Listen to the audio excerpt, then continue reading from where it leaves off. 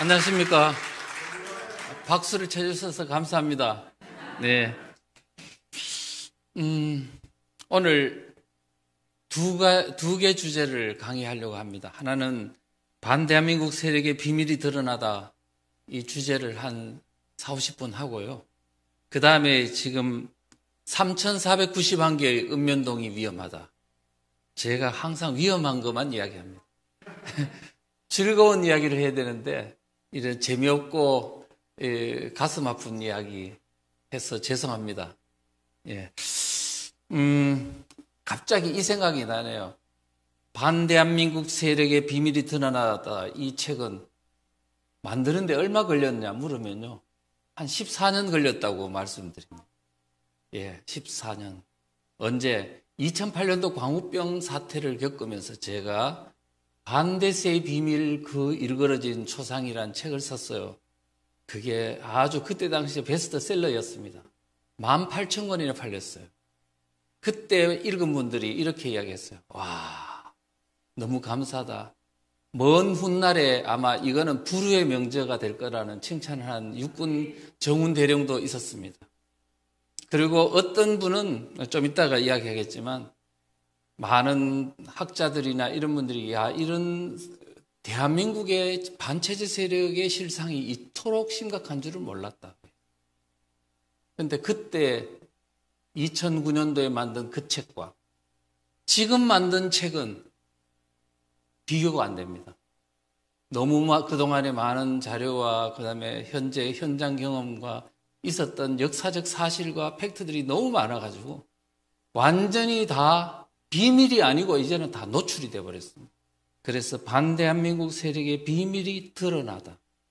이제는 우리가 이것을 가지고 대한민국의 국민들이 읽고 배우기만 한다면 이제는 그들의 실체를 다 알고 이제는 목사님 말씀하신 것처럼 무기를 장착해서 이제는 싸울 수 있다. 제가 볼 때는 이걸 만드는 그 과정에서 하나님의 역사가 있었다고 생각합니다. 제가 믿음이 사실은 별로 없거든요. 그런데 지금은 저는 하나님한테 강권적으로 이끌림을 받고 있다고 생각합니다. 왜냐하면 제가 알고 있는 지식도 제가 알고 있는 능력도 부족한데 책을 만드는 그 과정에서 컴퓨터에 앉아가 글을 쓰면요. 그냥 치기만 하면 글이 되는 거예요. 그냥 제 능력이 아니었습니다. 예를 들어 중국 분석을 한다든가 미국을 분석한다든가 제가 잘 사실은 능력이 부족한 부분도 치면서 바로 그냥 분석이 되고 그다음에 이게 머릿속에서 지금 본질이 무엇인지 깨닫게 된 그것을 보면서 아 이거는 제 능력이 아니구나. 하나님의 역사구나. 지금 대한민국의 위기 상황을 극복할 수 있도록 하나님께서 우리에게 지금 무기를 주시려고 저를 통해서 역사하시는구나. 이런 생각이 들었습니다. 오늘 짧게 지금 이 중요한 많은 내용들이 있기 때문에 이거를 뭐 깊이 이야기할 수는 없고 간단 명료하게 우리 국민들이 들으면 알 수 있도록 이렇게 핵심만 딱딱 집으면서 말씀을 드리도록 하겠습니다. 이 책은요, 결국 제가 감히 이런 말을 하면 너무 건방지다 이렇게 말씀하지 마십시오. 이 책은 한 대한민국이 지도자급이 리더들이 의식 있는 분들이 10만 권만 읽으면 10만 분만 이 책을 읽으면 대한민국 다시 살아날 수 있습니다. 이것을 요약한 30페이지 자료책도 있습니다. 이거를 100만 분만 읽으면 대한민국 다시 살아날 수 있습니다. 제가 만든 프레임, 대한민국 세력과 반대한민국 세력 사이의 체제 전쟁이라는 그 개념만 1,000만 명이 알면 대한민국 지금 위기 다 끝납니다. 이렇게 말하면 물론 이제 과장법을 좀 써서 그런 얘기인데 우리가 정말 이거를 익히고 우리가 노력하면 이 대한민국의 현재의 위기 상황은 극복될 수 있는 것이다. 낙담하지 마시고 승리의 길로 일로 매진하시기를 바라겠습니다. 네, 제가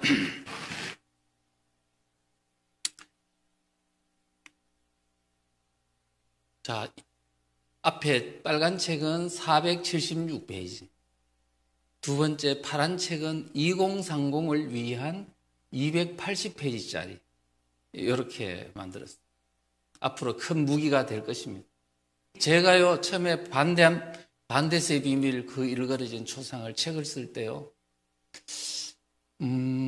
하나님께서 제가 믿음이 없었는데도 그 책을 쓸 때 저는 거의 잠자지 않고 한 5, 6개월을 보냈습니다. 그때 제게 환상인지 아닌지는 잘 모르겠지만 계속 내 영상이 내 눈에 계속 보이더라고요. 뭐냐 하면은 그리고 이 글귀가 생각이 나요. 나의 작은 나비의 날개짓이 언젠간 대한민국에 태풍을 몰고 올 것이다. 처음에는 이 한냉전선과 온냉전선이 팽팽하고 마주치는 상황 속에서 균형을 이루고 있죠. 그때 작은 나비가 바람을 불어 이렇게 불면 그 균형이 깨지고 나중에 그 깨진 균형 사이로 바람이 일기 시작하면서 나중에 이제 진짜 더 깨지게 되면 큰 폭풍으로 몰고 오는 것처럼 대한민국은 지금 국민들이 사상적인 문제도 이해하지 못하고 지금 체제전쟁인 줄도 모르고 이렇게 있지만 언젠가는 이 책을 통해서 국민들에게 깨어나기만 한다면 6.25 전쟁 때 북한군이 내려와서 3개월 동안에 대한민국을 강타하면서 대한민국 국민들이 공산주의 위험을 알고 반공으로 무장했던 것처럼 오늘날 대한민국의 이 위기도 극복되고 언젠가는 여기서 배운 반공적 인식이나 사상적 각성이 나아가서는 이제 세계의 미국으로 유럽으로 네오막시즘에서 이게 무너진 세계 기독교를 다시 전파하고 이길 수 있는 그런 어떤 전도 국가가 되지 않을까 이런 생각을 해봅니다. 예, 그렇게 해서 하여튼 강의를 시작하도록 하겠습니다. 네. 네. 지금 대한민국은 위기 상황입니다. 그런데 많은 국민들은 이 위기의 본질이 뭔지를 모르는 분이 의외로 많아요. 코로나 위기다, 경제 위기다, 정치 갈등이다. 이와 같은 부분적인 위기로 알고 있는 분들이 많아요. 그런데 이 위기의 본질을 추출해보면 이건 뭐냐? 체제위기입니다. 체제위기. 우리 70년간 대한민국이 건국된 지가 70년 동안 유지되어 왔던 그야말로 자유민주주의 체제의 나라인 대한민국이 어느 틈엔가 좌익 세력이 주도하는 그야말로 그들의 정권이 되고 그들에 의해 가지고 자유민주주의가 무너지고 있는 심각한 위기. 정치, 경제, 사회, 문화 모든 부면에서 지금 무너지고 있는 위기가 대한민국 국민들 눈앞에서 지금 이루어지고 있는 상황입니다. 그래서 오늘 지금 이 위기를 어떻게 극복해야 되느냐 문제인데요. 지금 우리나라 국민들이 이 위기의 본질을 이렇게 생각하세요. 위기인 줄 알겠어. 그런데 이게 박근혜 대통령이 탄핵되면서 생긴 위기로 아는 분도 많습니다. 아닙니다. 이거는요, 그냥 최근에 등장한 위기가 아니고 본격적으로 등장한 것만 해도 30년이 지났습니다. 그리고 실제 그 위기가요, 발화되기 시작한 것은 100년 됐습니다. 그래서 100년 전쟁이라고 이야기들 합니다. 우리나라의 공산주의 사상이 처음으로 들어온 것은 1918년도입니다. 이동이라는 사람이 러시아로 그 망명으로 브라디보스톡에 있었는데 거기서 레닌이 공산주의를 국가를 러시아를 만든 후에 제일 처음으로 동아시아에 심기 위해서 공작을 한 대상이 바로 한인들이었습니다. 그래서 그 이동희가 공산주의 사상을 물들여 가지고 한인사회당이라는 공산주의 사상의 정당을 동아시아에서 최초로 만들고 그 사람이 임시정부로 와가지고 거기에 국무총리로 침투 공작을 해가지고 성공시킨 바로 그 대상입니다. 그때로부터 이미 대한민국은 좌우익 간의 갈등이 시작됐습니다. 자, 그리고 해방이 되고 이런저런 세월을 거쳐 오늘에 이르고 있다. 자, 그리고요, 본격적인 것은 1980년도 후반인데요.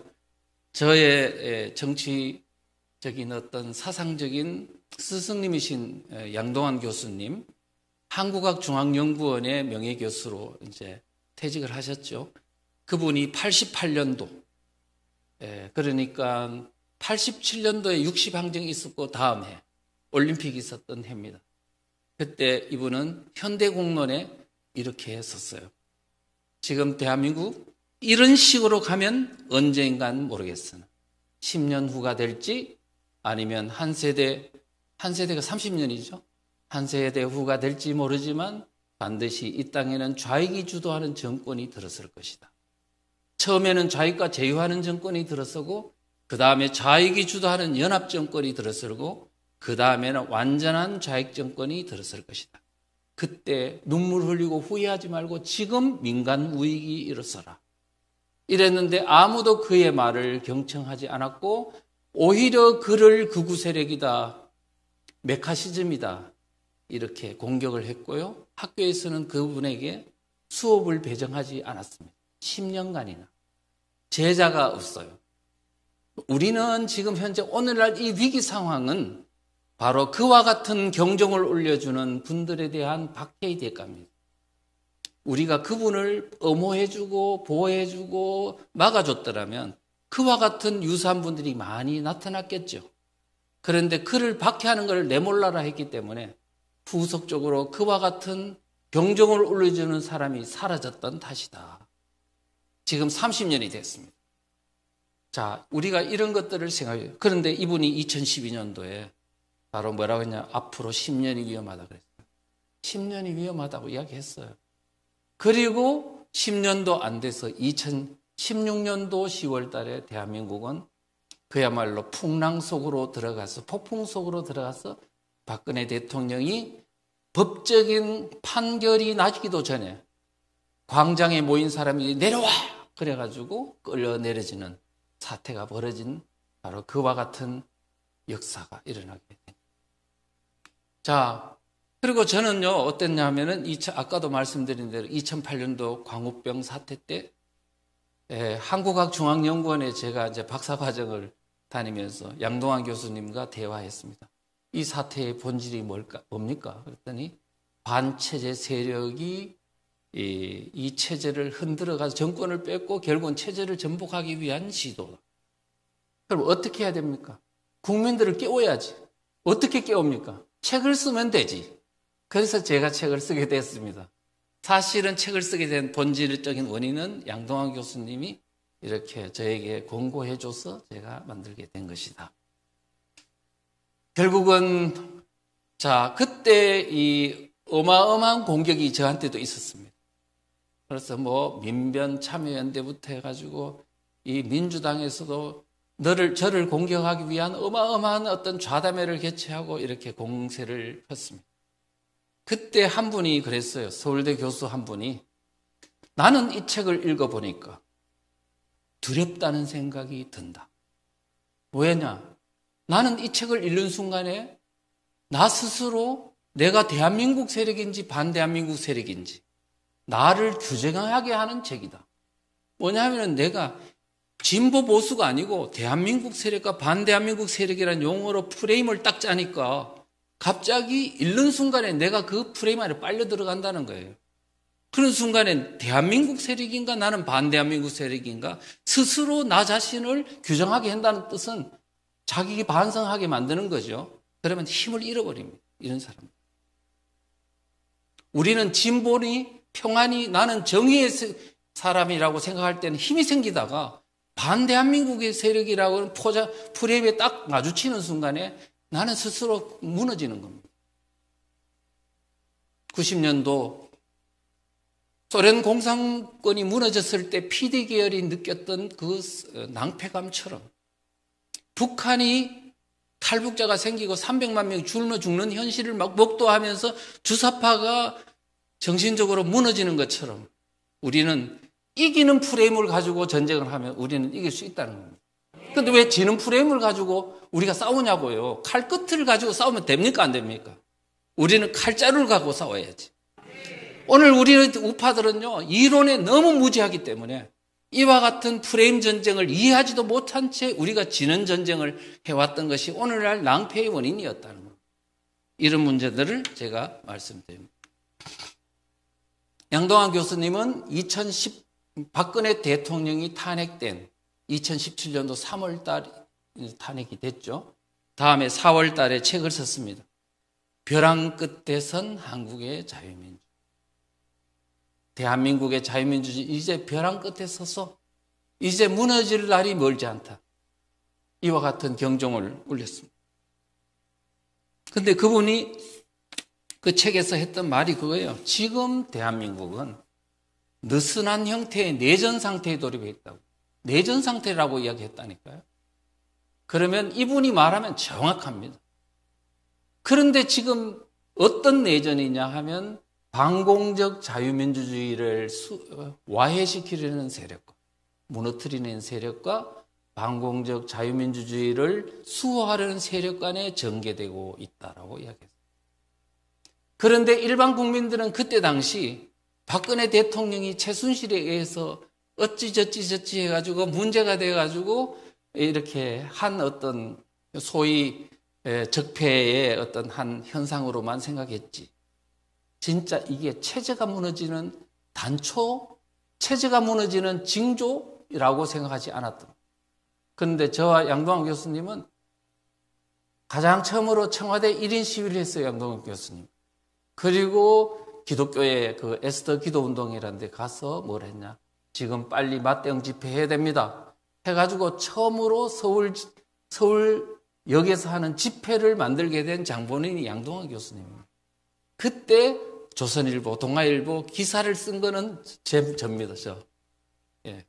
그래서 어쨌든 그게 자랑으로 하는 게 아니고 우리 눈에는 이미 그 사태가 냉철하게 보였다는 사실이에요. 예. 근데 일반 국민들이 모르고 있었기 때문에 오늘날 이와 같은 사태가 벌어졌다. 그래서 이제는 뭐냐면 체제전쟁에서 이기려면 뭐 해야 된다? 알아야 된다? 알려면 뭐 해야 된다? 공부해야 된다. 이런 결론입니다. 자, 그런데요, 양동환 교수님만 이야기해서 죄송한데요, 다른 분도 아는 사람은 알아요. 외국인조차도.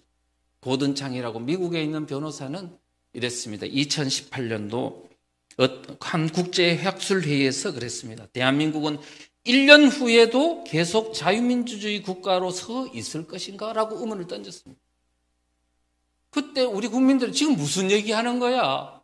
자유민주주의 국가인데 지금 광장에서 국민들이 주권자인 국민이 내려와 그러면 내려오는 게 자유민주주의 아니야? 이렇게 잘못 오판하고 있었습니다. 그런데 이분은 그럽니다. 그리고 2019년도 7월 달에 뭐라 그랬냐면 내년 총선, 4월 15일 총선은 대한민국이 생과 사의 문제다. 이 선거에서 이기면 살고 지면 죽는다 그랬어요. 이 정도로 심각한 대한민국의 체제 경종을 울렸습니다. 자, 그 다음에요. 여러분 홍정길 목사님이라고 아시죠? 그분은 좌파 목사로 이미 평가가 다 나와 있는 목사지 않습니까? 이 양반도 어떻게 했냐면 2020년도 2월 달에 한 기도회에서 이렇게 이야기했어요. 총선 전에 이인영이라고 1월 달에 원내 총무가 뭐라 그랬냐면 이런저런 이야기를 하면서 정권 교체가 아닌 체제 교체를 하겠다고 쭉 하면서 여러 이야기를 했어요. 언론에 대해서, 종교에 대해서, 뭐 사회 패권을 없애겠다고 이야기를 했는데 그 이야기를 들어보면 이인영이 제시하는 것 모두가 사회주의 정책이었다라고 이 양반이 이야기해요. 사회주의로 가는 정책이다. 그리고 이번 총선은 체제를 선택하는 게 분명하다. 그래서 한 번도 경험하지 못한 것에 대한 체제를 선택하는 것에 대한 두려움을 표시했습니다. 이분은 그런 데 대해서 아는 사람 아닙니까? 아, 이게 체제가 바뀌는구나. 이렇게 생각해요. 자, 이 정도 하면은 이미 지금 대한민국, 제가 지금 체제전쟁이라고 하는 말이 그냥 제가 혼자서 꾸며낸 말이 아니고 전문가들의 어떤 진단이나 주장들을 동원해 볼 때 그건 사실이다. 이렇게 이제 볼 수가 있는 거죠. 자, 그러면 지금 대한민국은 우익의 나라 대한민국, 우익의 나라입니다. 우익이 뭐죠? 자유민주주의라는 말을 이야기합니다. 좌익 이퀄 우익. 그 다음에 좌익 이퀄 사회주의, 공산주의 이렇습니다. 이거는 전 세계적으로 학술적으로 이미 확립된 개념입니다. 그러니까 우리나라는 자유민주주의 국가이기 때문에 우익의 나라인데 어떻게 국가보안법도 살아있는데 어떻게 좌익 세력에게 정권을 잃었나 이거예요. 그것도 선거로. 이상하지 않습니까? 그것도 대한민국은요, 세계 선진국에 포함돼요. 경제 10대 대국에 포함되는 대한민국이 어떻게 하다가 선거로 좌익한테 정권이 넘어가는 일이 일어났을까? 아마도 이와 같은 일은 제가 2차 세계대전 이후 아마 전무후무한 사례입니다. 아마도 대한민국이 이 사례는 아마 세계 자유민주주의 역사에서 아마 많은 연구 대상이 될 것으로 생각이 듭니다. 1970년대에 칠레의 아옌데 정권이 선거를 통해서 이 좌익한테 정권이 넘어갔습니다. 그러다가 군부 쿠데타로서 금방 다시 회복을 했거든요. 그런데 이게 우리가 지금 국민들이 도대체 선거를 통해서 우익의 나라인 대한민국에서 좌익한테 정권이 넘어가는 이 사례의 원인 분석을 해야 돼요. 국민이 뭘 몰랐을까? 자, 저는 하나로 말씀드리면 대한민국 세력이 좌익에게 뭐 때문에 쏘갔다? 용어 혼란 전술 때문에 쏘가서 이런 일이 벌어졌어요. 자, 하나 그림을 그려봤습니다. 그림을 그려보니까 여러 가지 있는데요. 첫째, 진보라는 말에 쏘고 평화라는 말에 쏘고 민족이라는 말에 쏘고 자주라는 말에 쏘고 통일이라는 말에 쏘고 이런 용어의 혼란이 다 쏘갔어요. 왜냐하면 그들은 좌익 세력이 쓰는 용어와 우리 자유민주주의 세력이 쓰는 용어가 달라요. 그걸 모르는 거예요. 진보 세력은요, 좌익들은 뭘로 쓰느냐 하면, 그거는 공산주의자, 사회주의자를 뭐로 하냐면 진보 세력이라고 불러요. 네. 자, 평화? 평화는요, 공산화되는 것을 평화라고 불러. 그 다음에 해방? 해방은 우리는 식민지로부터 벗어나는 걸 해방이라고 하는데 그 사람들은 식민지로부터 벗어나서 공산화까지 끝내야 이게 해방이라고 보는 겁니다. 자주 우리는 그냥 자립 뭐 이런 개념으로 본다면 그들은 자주를 미군 철수하고 같은 개념으로 봅니다. 그러니까 우리는 지금 그들의 용어를 전혀 이해하지 못하고 그들이 만든 용어를 우리식으로 해석하는 데서부터 모든 문제가 생겼다.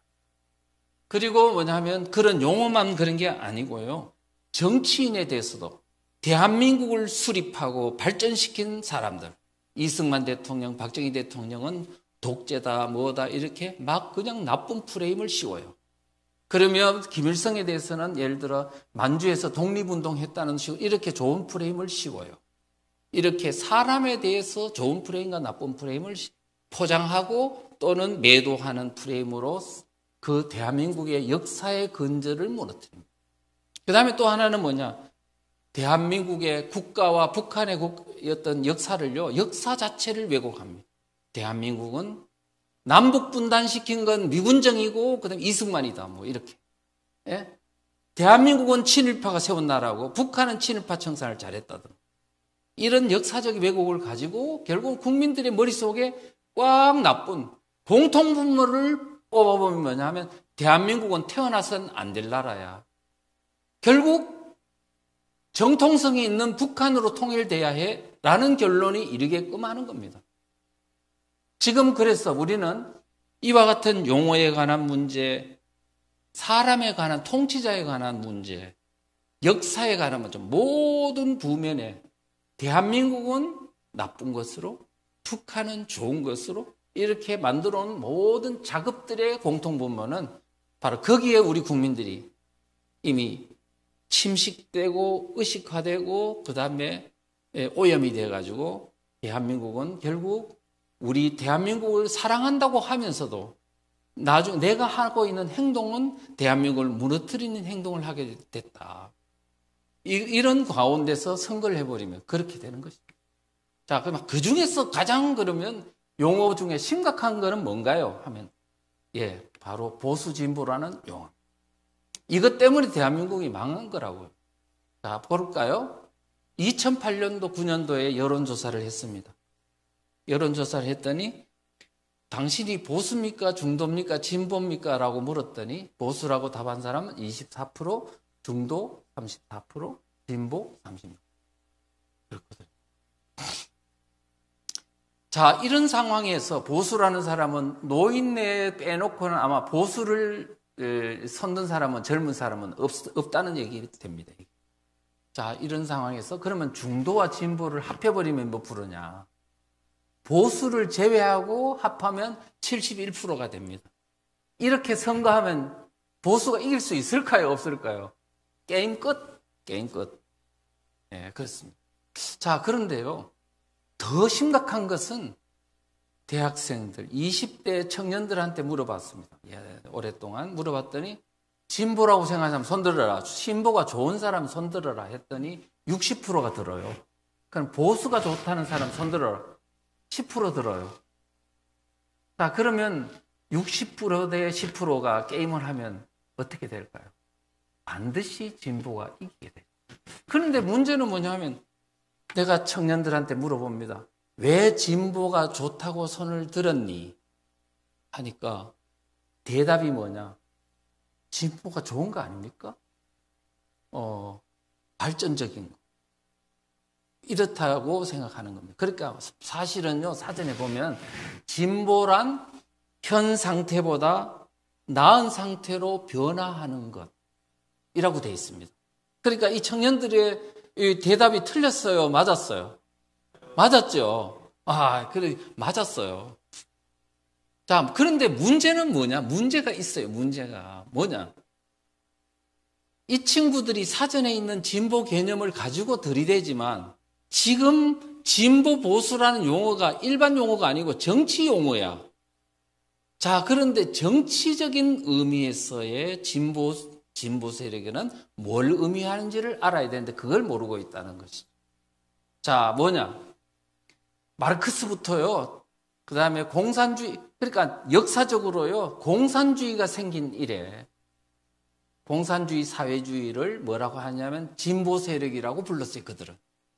마르크스, 레닌, 스탈린, 김일성, 박헌영, 모태똥 뭐 이런 사람들, 공산주의자들은 자기들을 진보 세력이라고 불렀습니다. 여러분 1945년도 8월 15일 8월 달에 8월 9일 날 소련군이 북한에 들어온 거 아시죠? 그래가 공산화 시켰죠. 소련군이 공산국가 맞습니까? 그죠? 맞는데 그 사람들은 북한에 와서 뭐라고 했을까? 공산주의라고 했어요? 사회주의라고 했느냐? 아닙니다. 뭐라고 했냐? 진보적 민주주의라고 그랬어요. 그래서 북한에 있는 사람들이 공산주의라는 말을 안 쓰니까 여러분들에게 이제 자유가 왔습니다. 민주주의가 왔습니다. 진보적 민주주의 이러니까 사람들이 다 속아버린 거죠. 오늘도 지금 대한민국이 그렇습니다. 진보주의라는 말은요, 공산주의, 사회주의자들이 쓰는 용어인데, 일반 우리 대한민국 세력들은 사상적인 그런 용어가 있는 줄을 모르고, 그냥 진보하면은 사전에 있는 용어인 줄 알고 좋은 걸로 생각을 하는 거예요. 그래서 그 부작용이 심각합니다. 그래서 뭐냐면 이렇습니다. 그 진보라는 용어와 진보라는 그룹 안에 가장 핵심에는 공산주의, 사회주의 사상을 가진 좌익 세력들 또 그 옆에 있는 좌경 세력들이 딱 포진하고 있는데 일반 대한민국의 자유민주주의를 좋아한다는 사람조차 그 본질을 모르고 그 사람들 속에 진보 그룹 텐트 속으로 젊은이들이 줄줄 들어가서 거기에 들어가기를 얼마 동안 했다고? 30년 동안 했다. 그래서 선거를 통해서 우리 대한민국의 자유민주주의 체제를 패배하고 말았습니다. 자, 그렇게 됐죠. 그러면 일반 젊은이들 속에서 무슨 생각이 딱 드냐면 아니, 진보라는 것은 보다 나은 상태로 발전하는 건데 좋은 건데 보수에 있는 사람 뭐지? 이 사람들은? 아니, 진보를 싫어하는 사람이잖아. 진보의 반대말이 뭐지? 퇴보잖아. 퇴보 세력이네. 역시 노인네들이 있네. 틀딱이네, 수구꼴통이네, 이런 개념으로 이해해버리는 거예요. 그러니까 젊은이들이 보수 그룹으로 들어가겠어요? 안 들어가겠어요? 당연히 안 들어가지. 그럼 우리가 지금 해야 될 일은 뭘까요? 진보 세력이 나은 상태로 발전하는 개념이라는 일반 용어가 아니고 정치학적으로, 정치 개념으로 쓸 때는, 프레임으로 쓸 때는 공산주의, 사회주의를 의미한다라고 알아야 되는 거예요. 그래서 제가요, 강의를 딱 하면서 설명을 해주고, 그러면 왜 공산주의, 사회주의자들은 진보 세력이라고 그들이 부른지 알아? 마르크스 사상 때문이야. 마르크스는 사적 유물에서 원시 공산 사회, 고대 노예제 사회, 중세 봉건 사회, 근대 자본주의 사회, 근대 자본주의 사회를 필연적으로 멸망시키고 공산 사회주의로 가는 것이 역사의 진보야 라는 개념을 갖고 있습니다. 그래서 자기들을 진보 세력이라 부르는 거예요. 그런데 자기들이 진보 세력을 부르는 데 대해서 어떻게 할 수는 없잖아요. 그런데 문제는 뭐냐면 공산주의, 사회주의를 싫어하는 사람이 그들을 보고 진보 세력을 불러주면 돼요, 안 돼요? 안 되죠.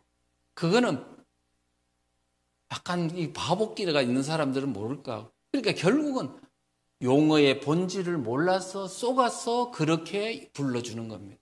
앞으로 절대로 진보란 입이 대한민국 세력 입에서 나와서는 안 됩니다. 자, 그러면 진보 그룹 안에 있는 사람들 중에 뭐냐면은 자유민주주의를 사랑하는 사람이 있어요, 없어요? 나와야 돼요, 안 나와야 돼요? 해체해야죠. 예. 자, 그런데요, 미국을 한번 볼까요? 미국은 이렇게 되어 있습니다. 보수주의와 자유주의라는 개념으로 되어 있습니다. 컨저버티비즘, 예? 리버럴리즘. 맞습니까? 안 맞습니까? 두 개로 되어 있어요. 그런데 미국에서는 진보주의라는 말이 있느냐 없느냐? 있어요, 거기도. 그런데 진보주의라고 하면 미국 사람들은 사회주의 소셜리스트구만, 사회주의자네? 라고 알아버려요. 그래서 그 사람들을 진보주의라고 안 불러주는 거야. 그럼 뭐라 불러주나? 레디컬이라고 불러요. 레디컬스라고 불러요. 과격 세력이라고. 이 사람들은 벌써 알아버리는 거야. 그들의 용어, 진보주의라는 말에 미국 사람들은 속지 않는다는 거야. 그런데 우리 젊은이들은 60%는 속아서 거기에 들어갔다는 말입니다. 안 속은 사람이 10%밖에 안 됐다고요. 지금은 많이 낮았지만. 그래서 결국은 미국에는 보수주의도 자유민주주의, 자유주의도 자유민주주의예요. 그런데 보수주의가 싫은 사람은 어디 가면 돼요? 자유주의로 가면 되는 거예요. 보수주의는 전통의 가치, 기독교적인 정신, 그 다음에 전통 가치를 수호하고 그것을 계승 발전시키려고 하는 세력이라면, 자유주의는 좀 더 인간적인, 인본주의적이고 좀 자율적이고 이런 거를 좋아하는 사람이, 둘 다 자유민주주의 맞습니까? 안 맞습니까? 맞는데 한국은 어떠냐? 자유주의 그 그룹을 쏙 빼버리고 그 안에 진보주의를 탁 집어넣어버린 거예요. 그러면 보수주의가 싫은 사람이 갈 곳은, 미국의 경우는 자유주의로 가면 되는데 한국은요, 자유주의가 있어야 될 자리에 진보주의를 넣어버린 거야. 사회주의를 넣어버리는 거라고요. 그러니까 보수 싫은 사람은 어디로 가는 거야? 사회주의로 가버리는 거야. 이렇게 하여 30년 동안 끌어모았더니 결국은 선거로 그들이 정권을 잡게 돼요. 우리가 지금 진보라는 말 쓰면 돼요, 안 돼요? 그건 이적 행위입니다. 반대한민국적 행위라고 볼 수 있어요. 근데 우리가 알고 하는 사람은 할 수 없어요. 그렇지만 모르고 이런 일을 쓰는 것은 안 된다. 이런 말씀을 드립니다. 자, 그런데 더 문제가 있어요. 더 문제. 국내에서만 이런 용어를 쓰는 부작용이 있으면 그나마 좀 봐줄만 한데, 북한이 대남 공작을 하는데, 선거 공작을 하는데요, 보수 진보 프레임으로 한다는 거예요. 이게 심각하지 않습니까? 자, 제가 그냥 하나만, 너무너무 사례가 많았어. 이거를 일일이 다 말하기가 어렵습니다. 김정일이가 2006년도에요, 신년사설에서 이런 말을 했으면, 남한에서 반보수 대연합, 진보 대연합으로 매국 반역 집단의 종국적 파멸을 안겨주고, 북한이 대한민국에 선거나 정치 개입을 할 때 보수 진보라는 프레임을 가지고 보수 세력만 제외하고 나머지 다 뭉쳐서 반보수 대연합으로 보수 세력을 괴멸시켜라 그러고 이렇게 지시하는 겁니다. 자, 그 다음에 2007년도 1월 신년사설에서도요. 남한 선거에서 반보수 대연합 전선을 형성해라 나왔습니다. 김정은이도요. 2012년도 뭐냐면 통일전선부 반제민전 신년사설에서 올해 남은 총선 대선에 적극 개입하라. 진보 세력의 대단합을 더 높은 수준에서 이루라. 이렇게 말했어요. 그래서 지금 북한이 대한민국 선거가 되면요. 난리가 납니다. 지금. 얼마나 심각하게 유무형, 직간접 대한민국의 선거판 정치에 심각하게 개입하고 있다는 것은 자타가 공인하고 있는 반대, 문제는 거기에 가장 유효한 무기가 보수 진보라는 프레임이라는 사람. 우리가 지금 이거를 정확하게 알고 여기에 대비해야 된다는 말씀을 드립니다. 실제 그 사례를 하나 보자고요. 2011년도 8월 달에요. 인천 중심으로 활동하던 왕재산이라는 간첩단이 적발됐습니다. 북한의 대남 공작기구인 2255국에서요. 왕재산한테 지령을 내렸는데 상당히 많은 지령을 내렸습니다. 그런데 거기에 핵심적 사항은 뭐냐? 바로 진보 대연합을 이루라. 그래도 이룬 후에 중도를 아울러서 반보수 대연합 전선을 형성하라. 이렇게 지령을 내리고 있는데 구체적 내용은 이러합니다. 구체적 내용은 뭐냐 하면은 북한의 지금 지령사항입니다. 지령사항인데 민노당을 중심으로 진보대 통합정당을 구성하라. 민노당을 중심으로 더 큰 통합진보당을 만들어라고 지령을 내리고 늦어도 이거는 2011년도 10월 이내에는 대통합진보당을 완성하라. 그런데 12월 달에 통합진보당이 완성됐습니다. 그리고 어떻게 하냐? 국민참여당을 끌어들여라 돼 있습니다. 이렇게 해가지고 민노당을 좀 더 큰 진보 대정당으로 만들어라. 그런 후에 뭐라고 하냐? 민주당과 야권연대 하라고 나왔어요. 그래서 민주당의 야권연대, 그래서 보수 세력을 괴멸하기 위해서 진보 정당과 중도 정당을 아울러 가지고 반보수 대연합 전선으로 형성해 이겨라고 돼 있거든요.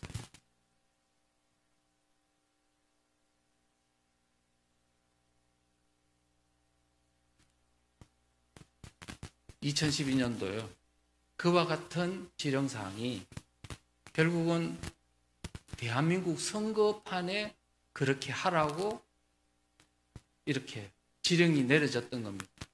그 지령대로 됐느냐 안 됐느냐 하는 문제는 제가 논할 수 없습니다. 왜냐하면 자체적으로 했다 그러면 할 말이 없잖아요. 그렇지만 현상적으로 볼 때 북한의 지령사항과 대한민국에서 있던 2012년도 총선 대선에서 있었던 정치 현실과는 너무나 유사한 그런 일들이 있었다는 거죠.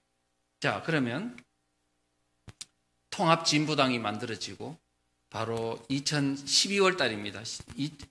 2011년도 12월 달에 통합진보당이 만들어진 후에 범민련에 가서 그들이 이런 말을 했습니다. 앞으로 걱정 마십시오.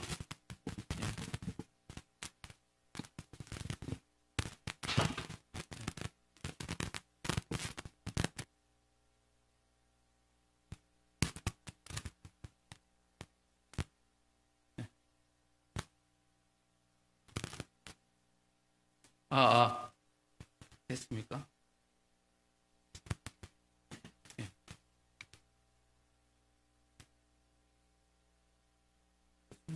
네. 네. 됐습니까?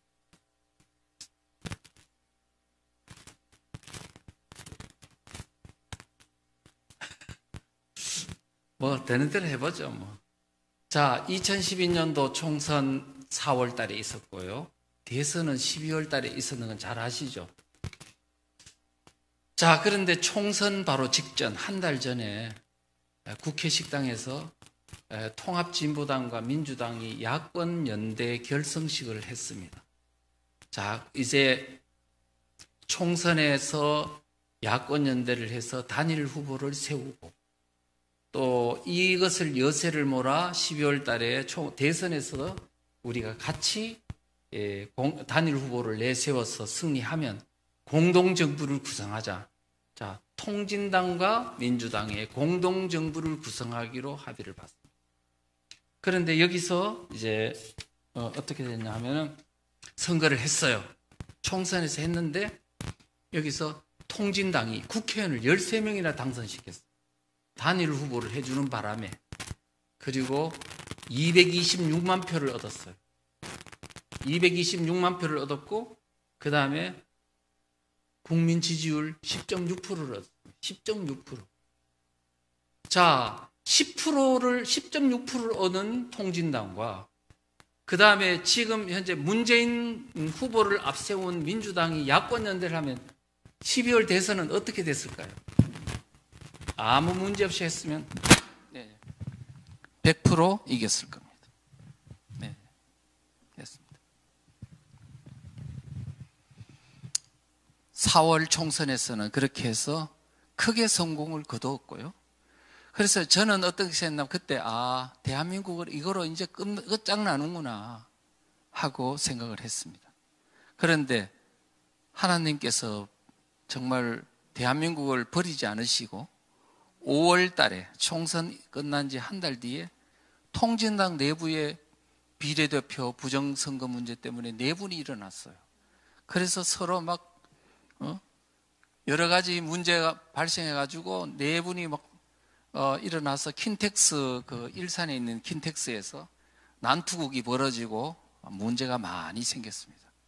그래서 이 싸움 때문에 5명이 구속되고 이런 문제들이 생겼죠. 그래서 국민들이 이게 도대체 이게 무슨 일이야? 통진당 내가 뭐가 있는 거야?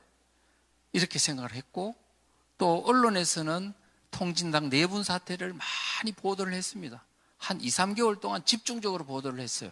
그랬더니 국민들이 그제서야 그랬지 옛날에 민노당이 종북정당이라는 그런 어떤 평가를 받았지.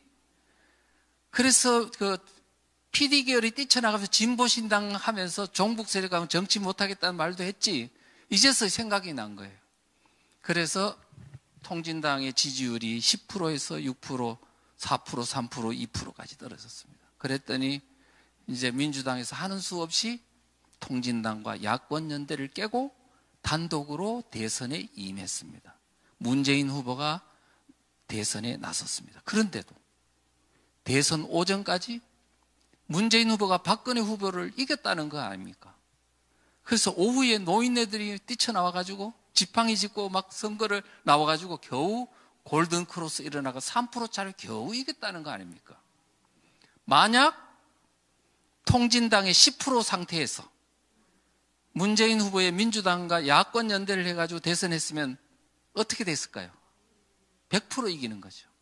그랬으면은 민주당과 통진당의 공동정권이 되면 대한민국은 지금 어떻게 돼 있을까요?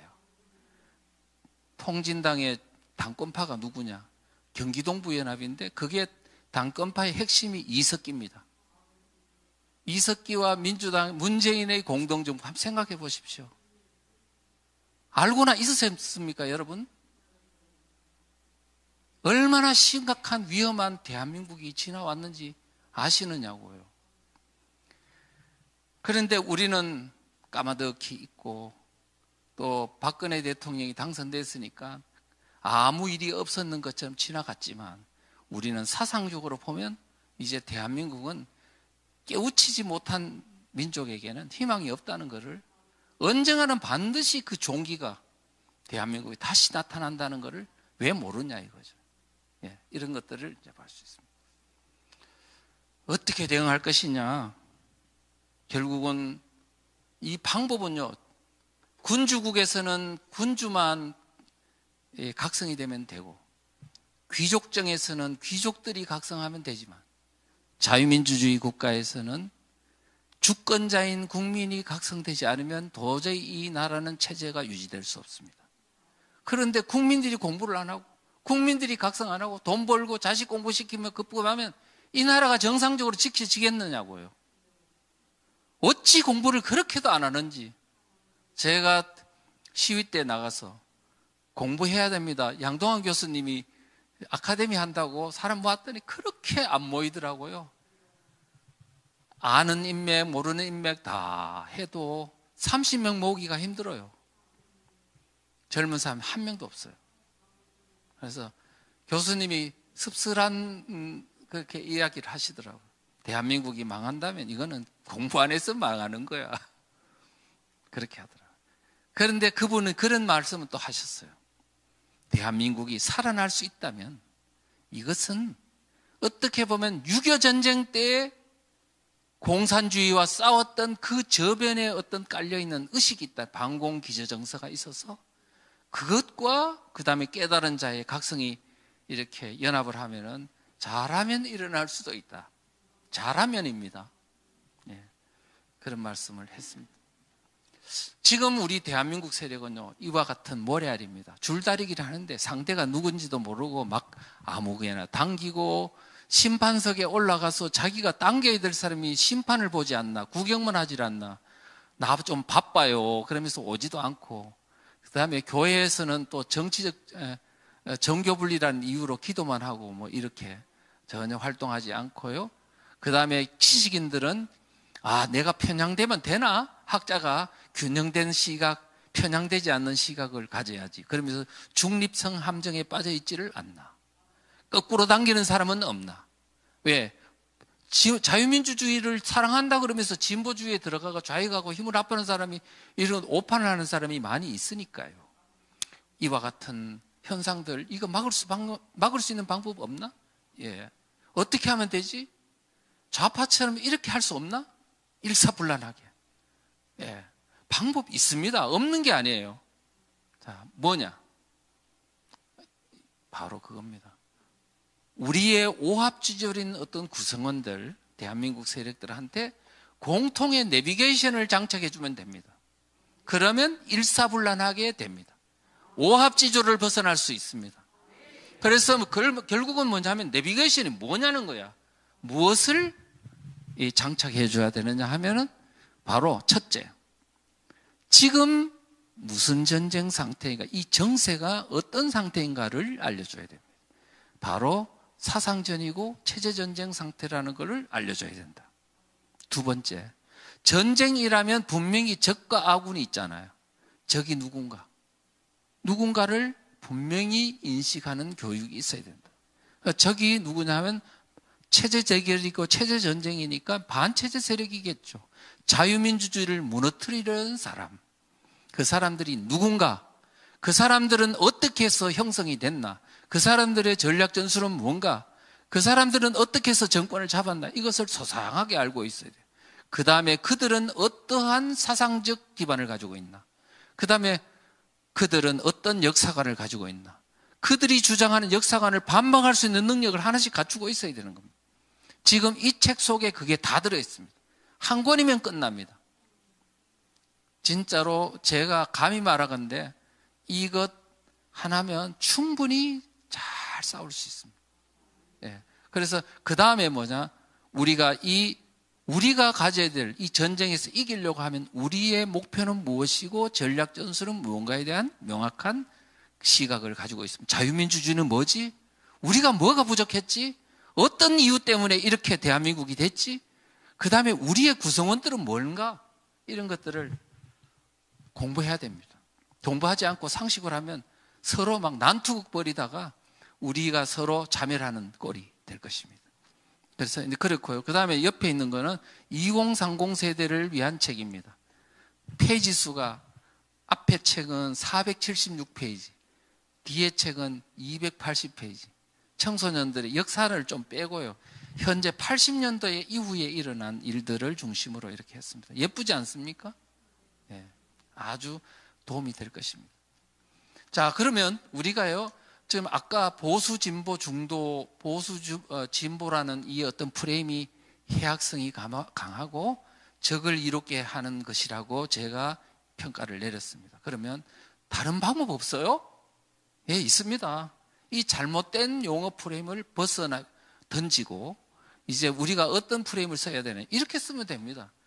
세계적으로요, 우익 좌익, 우익은 자유민주주의, 좌익은 사회주의 공산주의, 이건 이미 세계적으로 학문적으로 다 정립이 된 용어입니다. 좌익들도 다 알고 있어요. 이건 우리들만 모르고 우익이라는 말 쓰면 마치 극우 세력이라는 프레임으로 생각하는 것은 극히 공부를 하도 안 해서 모르고 있는 겁니다. 그러니까 우익 좌익이 가장 학술적인 용어이고요. 자, 이것을 그냥 쓰면 돼요. 아니면 실명제로 쓰시라니까요. 자유민주주의, 사회주의, 공산주의 또는 사민주의. 유럽에서는 다 실명제로 써요. 그러면 헷갈릴 일 없어요. 우리처럼 진보 보수 쓰면 절대로 안 됩니다. 보수주의가 나쁜 게 아니에요. 진보주의라는 이 말 가지고 세트를 하니까 여기서부터 막 선동돼 가지고 문제가 된 거지. 미국은 보수주의라는 말을 쓰고 있어요.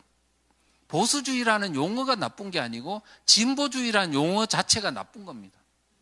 네, 그런 것들만 아시면 됩니다. 그 다음에 또 다른 용어 없나? 예, 대한민국 세력과 반대한민국 세력으로 쓰자.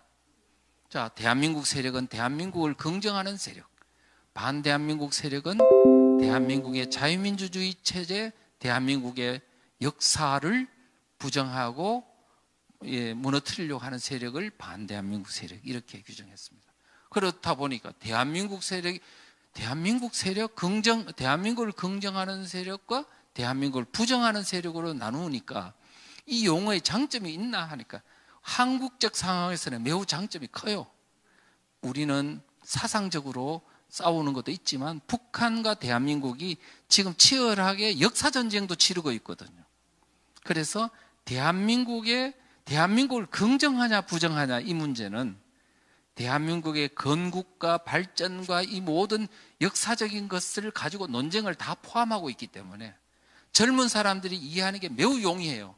자, 사회주의냐 공산주의냐 자유민주주의냐 우익이냐 좌익이냐 이걸 하면 내가 어디지 중도인지 뭔지 모르잖아요. 그런데 대한민국 긍정해 부정해 하면 이해가 쉬워요 안 쉬워요? 네, 그거로 하면 된다는 거죠. 그래서 간명합니다. 그러면 사상적으로도 대한민국을 긍정한다는데 그걸 가지고 색깔론이니 할 수 없으면 내 대한민국을 사랑하는데 왜 그걸 색깔론이라고 이야기하냐 그러면 할 말이 없잖아요. 그렇지 않습니까? 대한민국 사회에서 대한민국을 무너뜨리려 하는 게 반역 세력이잖아요. 그런 개념은 대한민국을 부정하는 사람들에게는 매우 공격하기 곤란하고 정체성이 무너뜨려지는 그런 어떤 효과가 있기 때문에 대한민국 세력이다, 대한민국에서 이 용어는 지금 앞으로 우리 국민들한테 이게 만약에 1000만 명한테만 이 용어가 전파된다면 대한민국 모든 체제 경제는 게임 셋입니다. 왜냐? 내가 젊은 한 사람한테 물어봤어요. 대한민국이 자유민주주의체가 좋아? 안 좋아? 그럼 다 좋아요. 그런 사람이 적어도 제 생각에는 한 80%는 되지 않을까. 예, 그렇게 생각을 하니까 어쨌든 우리가 공부를 안 해서 혼동스럽고 제대로 체제 대결을 못해서 그렇지 기본적 컨셉이라든가 개념 자체는 대한민국에 긍정적인 개념이 많지 않냐 이거예요. 그런 것들을 하자 이렇게 말씀드리고 그 다음에 지금 이 안에 보면 대한민국 세력한테는 이게 우익 세력도 있고 우경 세력도 있고 중도도 있고 좌경 세력 일부도 그 다음에 또 뭐까지 보면 심지어는 좌익 세력의 일부도 포함이 돼요. 대한민국 세력 안에 좌익 세력 중에 어떤 사람이냐 유럽의 사민주의 같이 전향된 사회주의를 사민주의라고 하거든요. 그 사람은 좌익이기는 하지만 자유민주주의를 무너뜨리려고 하지 않기 때문에 그들은 대한민국 국민과 같이 갈 수 있습니까 없습니까? 그래서 오히려 이 칸을 놔두고야 우리나라의 많은 좌익 성향을 가졌던 사람들이 이렇게 돌아올 수 있는 여지가 남겨놔야 된다는 거예요. 그런데 우리나라 우익들이라는 사람들 공부를 하도 안 해가지고 지금 이 좌경 세력만 그 사람을 포용하지를 못하고요. 막 그냥 배척하고 심지어는 나는 이승만 대통령을 사랑하는데 이승만 대통령을 싫어하는 놈들은 저거는 인간도 아니야. 그러면서 배척하고 이러면 될까요? 안 될까요? 몰라서 그런 거니까. 그거는 교육을 통해서 우리가 계속 순화시켜 나가야 될 동화시켜 나가야 될 대상으로 생각하고 해야 되는 거지. 성경에 있지 않습니까? 아들이 탕자 아시죠? 탕자가 갔다가 돌아올 때 아버지가 안아줬어요, 안아줬었어요? 그런데 큰 아들은 어떻게 했어요? 왜 안아주냐고? 그랬죠.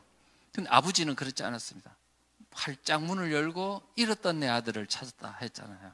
우리가 전향하고 생각을 돌리고 하는 사람들을 우리가 사랑하는 마음으로 안아주는 태도를 취해야 돼요.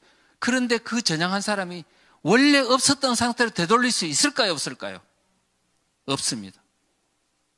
그러니까 그 양반은 그런 한계가 있다는 걸 알고 우리가 대응해 줘야 되는 거예요. 아시겠습니까? 우리가 지금 이런 어떤 한국적 현실 상황을 우리가 냉정하게 제 책 안에 그 내용들을 다 자세하게 써놨습니다. 그래서 우리가 이런 것들을 통해서 뭐냐면 안는다고요? 왕창 다 안으면 안 돼. 한계가 있다는 것도 우리 알면서 대응해 줘야 된다는 거죠. 아시겠습니까? 네. 자, 그러면 우리 국민들에게 이제는 체제 줄다리기라는 사실, 그런데 이 줄다리기에 제3의 줄은 없다는 거. 한국에는 유럽식 사면주의, 유럽식 사회주의 괜찮지 않아? 유럽식 사회주의 잘 돌아가던데 좋던데 복지국가 아니야. 그런데 한국에는 그런 거 안 됩니다. 왜 안 되냐고요? 우리나라에는 사민주의자들이 의외로 있습니다. 그런데 절대로 발설을 못해. 발설을 하는 순간에 저 인간은 변절자니 이렇게 매도를 당하기 때문에 입 꾹 닫히고 속으로만 갖고 있는 거예요. 그렇기 때문에 만약에 드러내는 순간에 왕따를 당하고 직장에서 쫓겨나거나 아니면은 막 왕따를 당해서 인간적으로 너무 고립무원의 상태에 빠지고 생존이 불가능해질 수도 있습니다. 그렇기 때문에 우리 지금 대한민국 상황은 정권을 사실은 반체제 세력이 장악하고 있기 때문에 이 전향 그룹은 힘을 가질 수가 없다. 그래서 제3의 줄은 사실 없다고 보는 게 맞습니다. 자, 그리고 지금 현재 이 책의 마지막에 딱 보면 이 그림을 그려놨는데요. 지금 대한민국은 진보, 중도, 보수라는 걸 틀을 딱 걷어내고 나니까 이렇게 보입니다.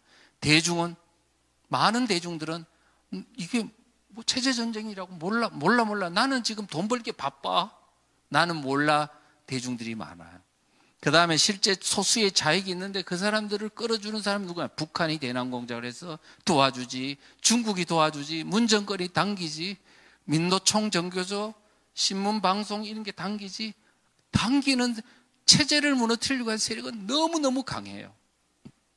그런데 자유민주주의를 좋아하는 사람은 너무 많으나 이것을 당겨야 되겠다고 각성된 우익은 너무 적어요.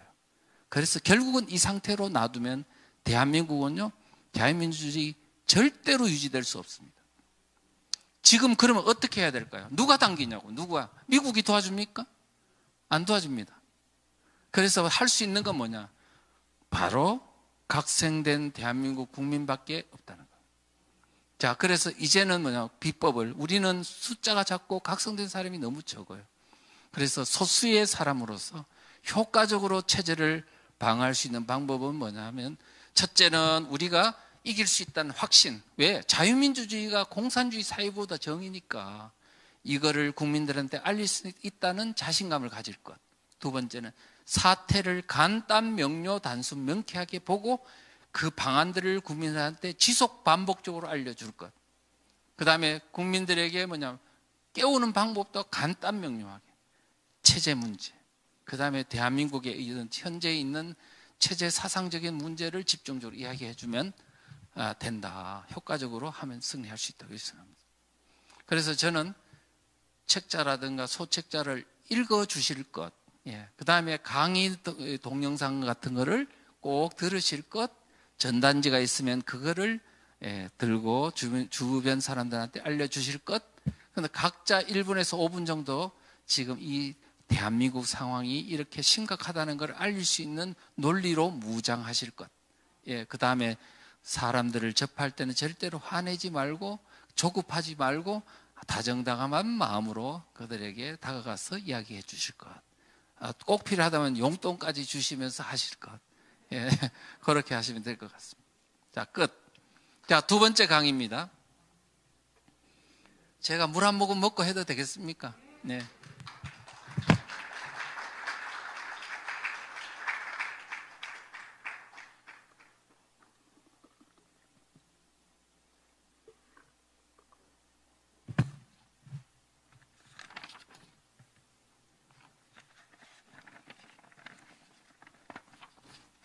자, 이제 빠르게 넘어가겠습니다. 자, 제목은 3,491개의 읍면동이 위험하다. 네, 이런 얘기. 지금 결국 대한민국이 체제전쟁 중에 한 현상으로 나타나고 있습니다. 제가 올해 3월 달에 이제 주민자치기본법 공산화의 길목이라는 책을 썼고요. 우리 이 교회도 와서 그때 강의를 몇 번 한 적이 있습니다. 그런데 처음에는요, 많은 사람들이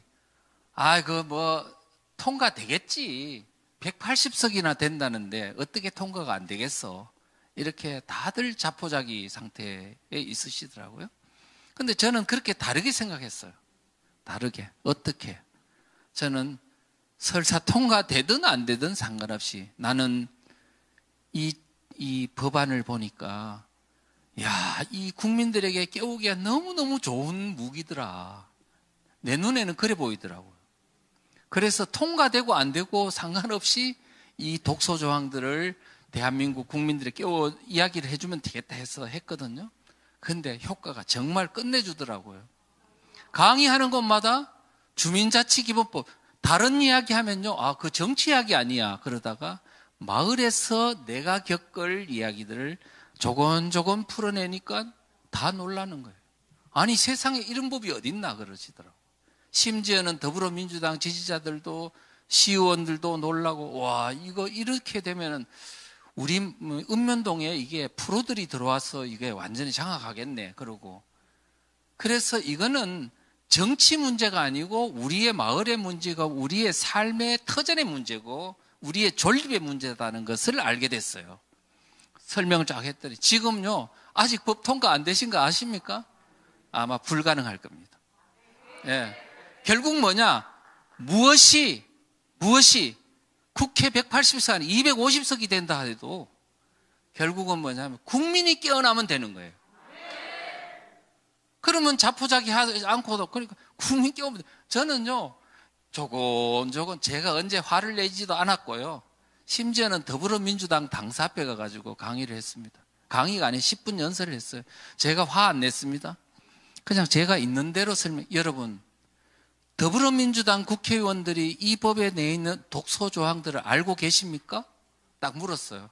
아마 아무도 모를 거예요. 근데 지금 이 법이 우리 대한민국, 앞으로 대한민국 후손들이 살아야 될 이 땅에 이런 악법들을 만들어가 시행하면 되겠습니까? 지금 법의 내용이 뭔지도 모르면서.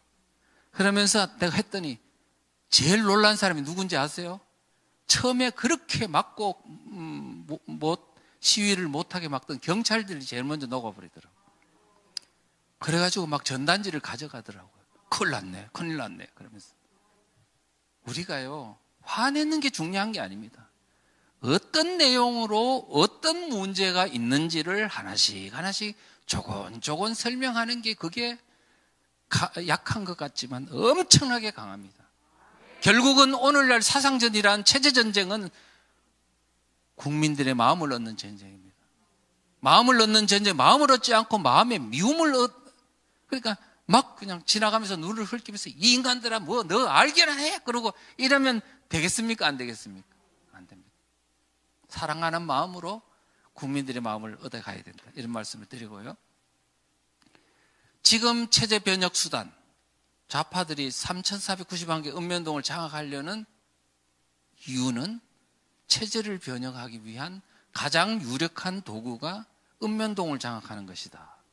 제가 처음에 책을 받을 때 많은 우리 이른바 우파 세력들이 항상 중앙 정치 정당만 바라보더라고요. 그래서 제가 뭐라 그랬냐, 정당 중앙만 바라보지 마십시오. 마을을 바라보십시오. 마을이 위험합니다. 그랬더니 이제 그때서야 마을을 바라보니까 보통 심각한 게 아니거든요. 그래서 제가 가는 곳마다 감사하다는 말을 많이 듣습니다. 우리를 세계관을 바꿔줬대요. 중앙만 바라보다가 우리 마을을 바라보자. 위험하다. 이렇게 해요. 자, 그러면요. 그 내용들을 한번 볼게요.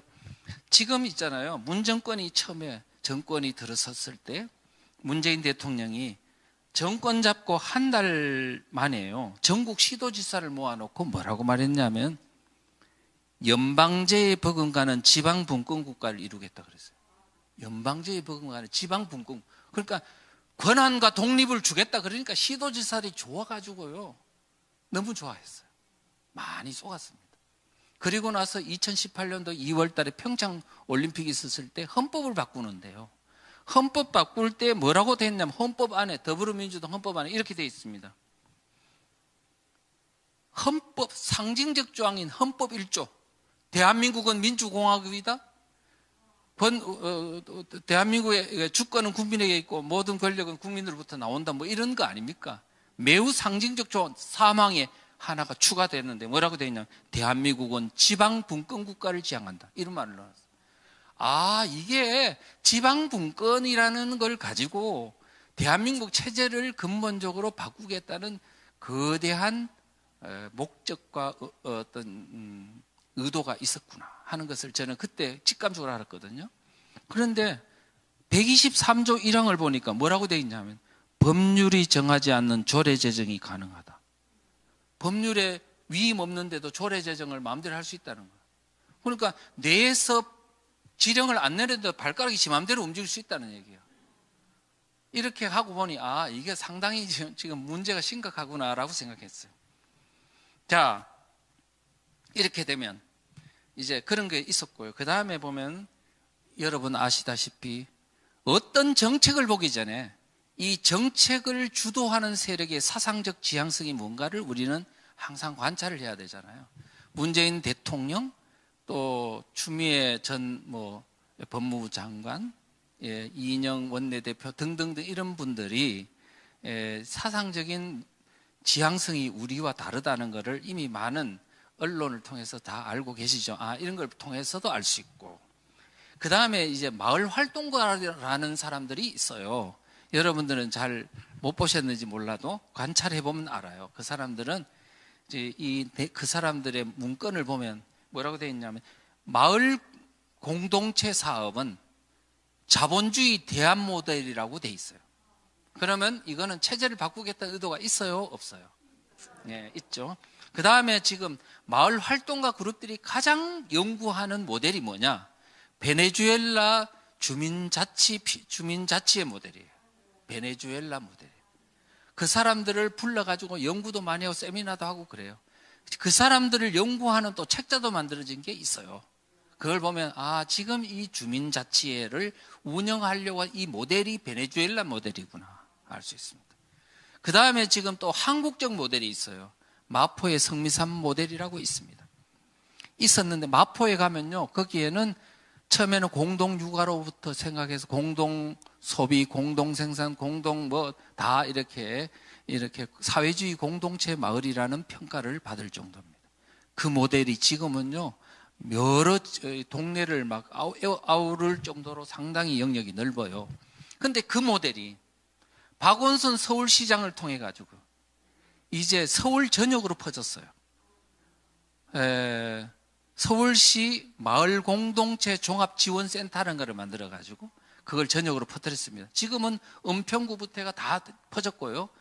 나아가서는 뭐냐면은 경기도로 확산이 되고 지금은 전국으로 다 퍼져가지고 이제는 마을공동체 사업을 하지 않는 지역은 없다 할 정도로 확산이 돼 있는 상황에서 지금 이게 이루어지고 있다고 생각됩니다.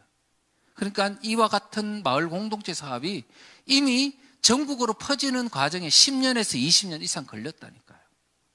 그래서 여러분들은 거기 저는 이미 한 14, 15년 전부터 관찰했어요. 그래서 야, 심각하구나. 그리고 혁신학교 생기는 것부터 아, 이거는 여기에 또 일환이구나 이렇게 생각을 했었어요. 자, 그런 게 있고요. 그 다음에 여러분 베네수엘라 모델뿐만 성미산 모델에다가 지금 주민자치의 모델에 또 조례까지도 민노총 정교조와 같은 사람들이 단체로 마을 주민으로 들어오도록 했다는 건 제가 강의를 했어요. 그렇기 때문에 이것 또한 그런 걸 보면 알 수 있다. 이렇게 이제 볼 수 있고요. 자, 그 다음에 또 하나 볼 수 있는 게 뭐냐.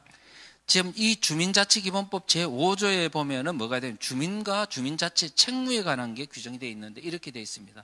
지금 여러분들이 마을 주민이죠. 자, 이 법이 통과되면 여러분들에게 미션을 부는데 이렇게 되어 있네요. 주민과 주민자치에는 노동, 인권, 환경, 복지 등 관계법령을 준수하라고 되어 있네요. 자, 노동, 인권, 환경, 복지, 이건 네오막시즘의 어떤 내용입니다. 그러면 이제 여러분 인권 하면 차별금지법 뭐 이런 거 있잖아요. 예, 이게 다 인권법 관련법에 해당돼요. 그러니까 지금 현재 법에 많은 노동관계법, 인권관계법, 뭐 환경관계법 모든 이런 관련 법을 마을 주민들은 지켜라고 이 법이 근거로 규정을 하고 있어요. 그러니까 지금 뭐냐면 이 법은 하나의 법이 아니에요. 이 마을공화국에 적용하는 하나의 헌법이라고 보면 되는 거예요. 그래서 기본법이라고 써놓은 거예요. 서독기본법은 헌법을 말해요. 이건 마을공화국을 지배하는 하나의 헌법적인 어떤 틀을 말하는 거예요. 그래서 여러분들이 이게 지금 막아야 되냐 안 막아야 되냐 하면 어떻게 해야 될까요? 막아야죠. 이거는 우리가 여러분들이 아셔야 막을 수 있습니다. 예, 그런 게 있고요. 그 다음에 이 법 제8조에 보면은 차별금지 규정이 있습니다. 그래서 이거는 미니 차별금지법이라고 할 수 있는데 성별에 따른 차별금지를 했는데 이 성별이 이들의 마을 공동체 활동가들의 내용을 보면 젠더 개념이라고 다 규정이 되어 있습니다. 이거는. 신념에 따른 차별금지를 규정해놓은 신념이 뭐냐? 이거는 사상을 말합니다. 사상. 왜 그러냐? 차별금지법이라고 아시죠? 평등법이라고. 거기 보면 거기도 성별 이런 것도 차별금지가 있는데 그때는 신념이 아니고 사상으로 아예 노골적으로 밝혀놨거든요. 거기에는 성별, 사상, 종교, 인종 등에 따라 차별받지 않는다고 되어 있습니다. 그래서 신념이란 사상을 의미한다. 그러면 공산주의, 사회주의 사상, 주체 사상 같은 것을 받아들이고 연구하고 활동하고 선전하고 조직하는 활동이 가능해진다. 마을에서. 차별받지 않는다는 거예요. 이단 활동 할 수 있습니다. 종교의 차별 금지예요. 이슬람 차별 활동, 반대 활동 안 됩니다. 이제 이와 같은 지금 규정들이 있는데 이거를 지금 아이고 그거는 정치 활동 아니야. 차별금지법은 반대하지만 주민자치 기본법 반대 활동은 할 수가 없지. 정교 분리인데 라면 될까요? 안 될까요? 안 돼요. 이게 뭐냐면 교회를 차별금지법하고 비교가 안 될 정도로 큰 엄청난 토대법입니다. 이거를 반대하지 않는다는 것은 교회의 이기를 포기하는 겁니다. 이렇게 말할 수 있습니다. 자, 그런 게 있고요. 그 다음에 뭐 그 정도로 하고, 그 다음에 이제 주민자치 기본법 또는 주민자치 조례 등에 있는 독소조항 중에요. 가장 문제는 제7조라고 생각을 합니다. 가짜 주민들이 대거 들어온다. 자, 지금까지 여러분들은 주민이 뭐냐 하면은 그 읍면동에 살아야 되죠. 그 다음에 주민등록이 되어 있는 사람을 주민이라고 합니다.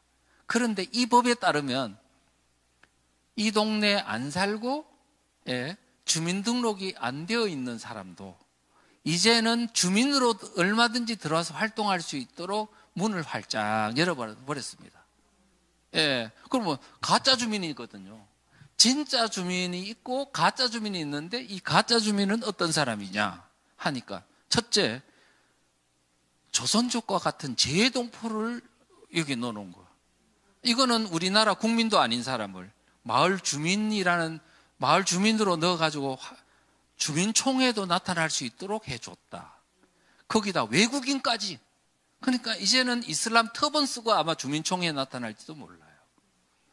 터번스는 이슬람 장기 체류자는 현재 우리나라에는 한 20만 명이 넘는다고 합니다. 조선족은 지금 110만 명이 넘는다고 합니다. 이들이 이제 서서히 주민총회에 나타나는 거야. 그러면 앞으로 이슬람 반대운동, 중국 차이나타운 반대운동 할 수 있을까요? 없을까요? 못합니다. 그런데 못하는 정도가 아니고요. 아예 그들에게 주도당할 수도 있어요. 왜 우리나라 국민들이 더 많은데요. 그런 것 생각하지 말고 우리나라 국민들, 여러분 이 중에서 주민총회에 가보신 분? 아무도 없네요. 자, 그러면 자, 제가 이제 조선족이 제일 많이 사는 데가 어디냐? 영등포구더라고. 영등포구요. 야, 영등포구인데 얼마나 살고 있느냐? 2018년도 기준으로요. 28,000명 정도가 살고 있어요. 근데 18개 동이에요. 18개 동. 한 동당 한 1,550명 정도가 살아요. 1,550명. 자, 그런데요.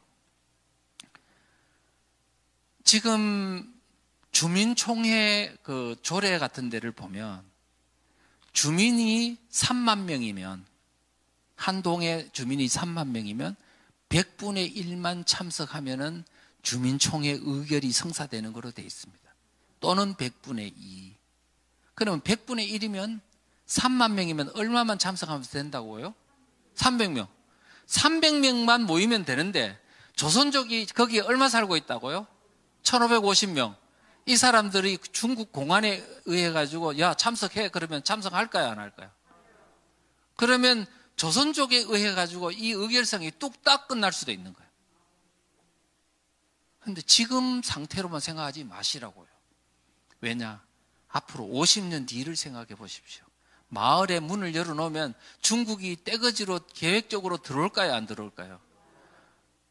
옛날에 6.25 지금 영국에서요. 영국이 지금 이슬람 인구가 6%래. 6%.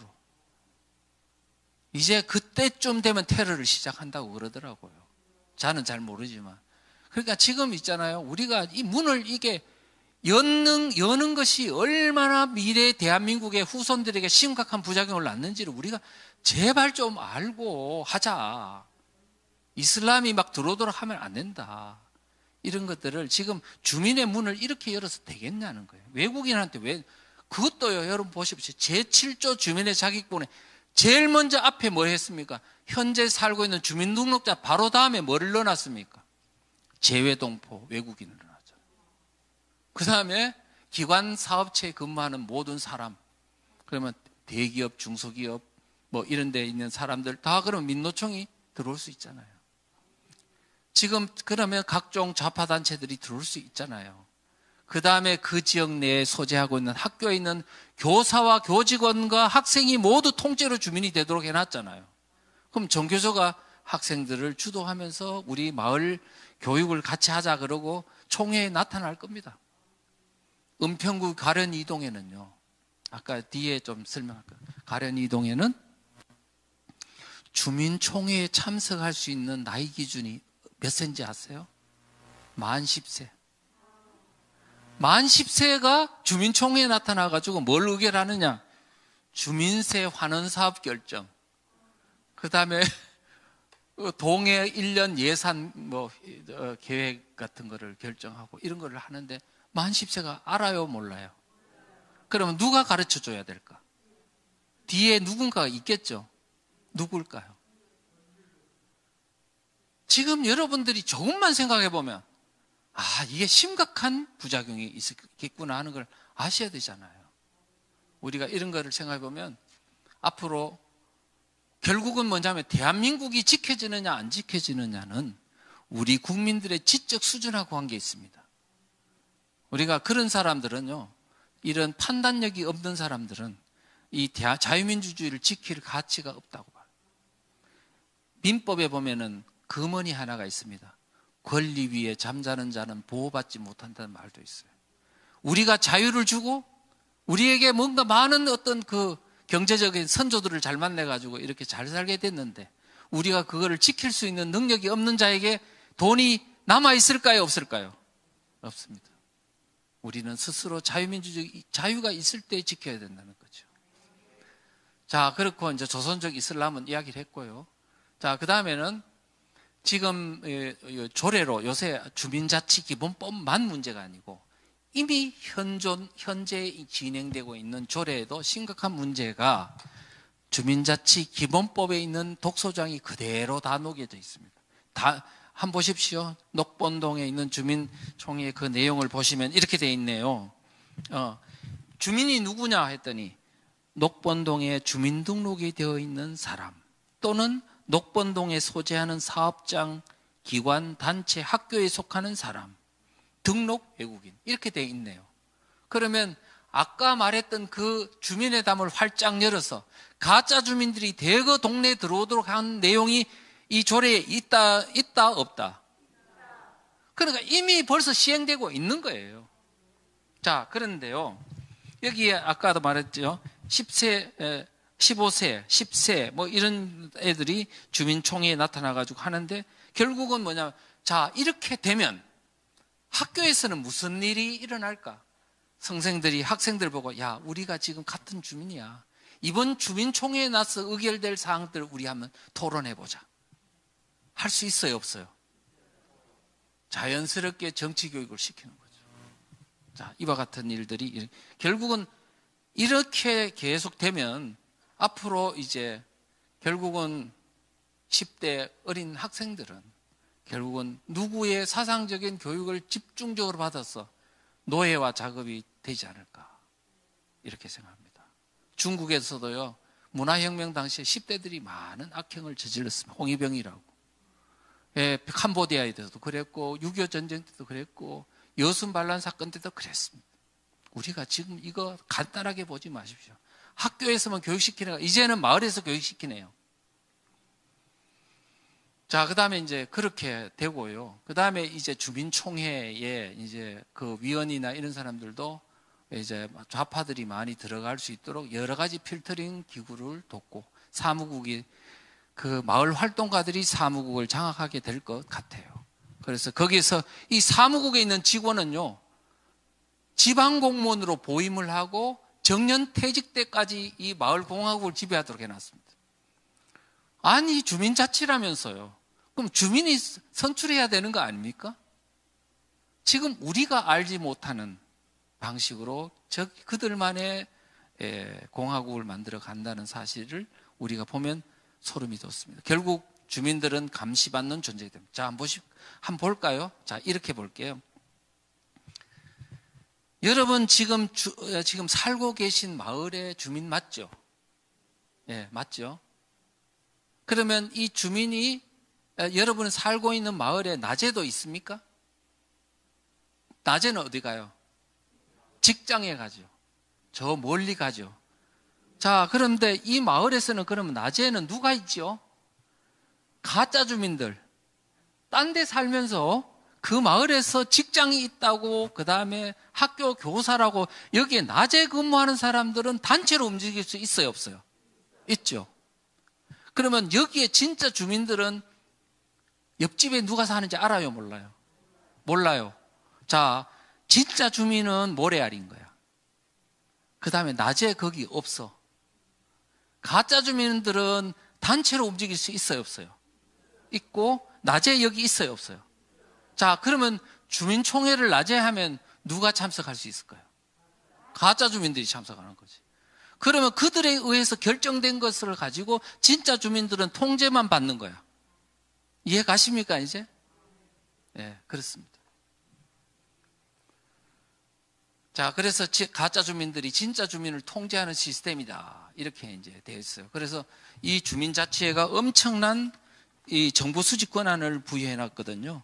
그래서 일반 주민들은 주민등록번호, 주소, 전화번호를, 인적 사항을 관계기관에다가 요청하면 다 따라야 된다고 돼 있어. 그래서 헌변 대표인 그 구상진 변호사는 현행법상 대통령이나 국회의원도 못 갖는 무소불위의 권한을 이거를 갖도록 했다, 이렇게 이제 비판을 하고 있습니다. 자, 그렇고요. 그 다음에 분과를 둬가지고요, 환경분과, 아동분과, 인권분과, 복지분과, 교통분과, 심지어는요, 마을 교육 공동체 분과도 만들어. 이제 주민을 교육시키겠다는 거야. 지금 이런 분과 활동은 앞으로 주민들, 특히 교회들에게 심각한 감시 활동이 가능하지 않을까. 그 다음에 소조직을 뒀어요. 통반조직 비슷한 걸 또 둘 수 있도록 해놨어요. 가까이서 주민들을 감시 활동을 할 수 있도록. 그래서 이게 약간 뭐 북한의 5호 담당제 비슷하다는 식으로 지금 이야기하는 사람도 있습니다. 그러면 3,491개 읍면동 주민들을 통합교육해야겠다는 방침이 나왔습니다. 아까 그랬죠. 정교조 교사가 학생들을 교육하겠다고 했다 그랬죠. 근데 이건 약과야. 이제 정교조 교사와 좌파 교사가 마을 주민들을 다 교육시키겠다는 거야. 그게 어디나 마을 교육 공동체법이라는 게 이제 나왔습니다. 별도 법인데 이제 주민자치회가 만들어지면 그거하고 또 하나의 합체가 될 것입니다. 자, 이용호 의원이 만든 마을 공동체 교육법입니다. 마을 교육 공동체 활성화법. 자, 그 내용이 뭐냐면 생활 환경을 같이 하는 학생과 학부모, 교직원과 지역 주민이 함께 가치를 공유하는 교육 생태계 조성이 목적이다. 자, 교사와 학생과 둘만 하는 게 아니고 학부모, 지역 주민까지 가치 교육을 시키겠다는 거예요. 이제 여러분들이 앞으로 가치 교육을 좀 받아야 되겠네요. 자, 이와 같은 법을 만들어 놓고 있고, 더불어민주당의 권인수, 근데 이용호 의원은 무소속으로 있다가 지금 국민의힘당에 들어갔습니다. 권인수 의원이라고 이 사람은 이제 더불어민주당이고, 이 양반도 비슷한 지금 그런 법을 만들어 놓고요. 그뿐만 아닙니다. 교육부가요, 이미 2019년도에 무슨 이게 보도자료를 냈더라고요. 제가 이제 그걸 보니까 이렇습니다. 슬로건이 뭐냐? 요람에서 무덤까지. 어린애부터 죽을 때까지 계속 교육시키겠다는 거예요. 마을에서. 그래서 한 명의 뭐라고요? 아이를 키우기에 온 마을이 필요하다면서. 부모한테서, 부모가 자식을 교육시키는 그 어떤 교육 주권을 마을에서 가져가겠다는 겁니다. 자, 그 내용을 그림을 보니까 이렇네요. 어떻게 돼 있냐? 마을 자치단체 학교 교육청이 하나의 연계를 해서 통합 운영 관리하겠다는 겁니다. 마을에서 일어나는 교육이 뭐 있어요? 유치원, 유아원 교육, 유치원 교육, 정규학교 교육, 초, 중, 고등학교, 대학교, 성인학교, 그 다음에 마을 학교, 온갖 그런 교육기관을 하나의 어떤 통합 관리를 하겠다는 거예요. 학교, 아마 교회에서 운영하고 있는 학교까지 다 이제는 마을에서 간섭하게 될 것 같습니다. 자, 이렇게, 그래서 이제 마을에 있는 모든 교육기관이 하나의 혁신학교화 되는 것 같다. 이렇게 되고요. 그런데 이것을 함에 있어서 자료에 딱 보니까 이렇게 되어 있네요.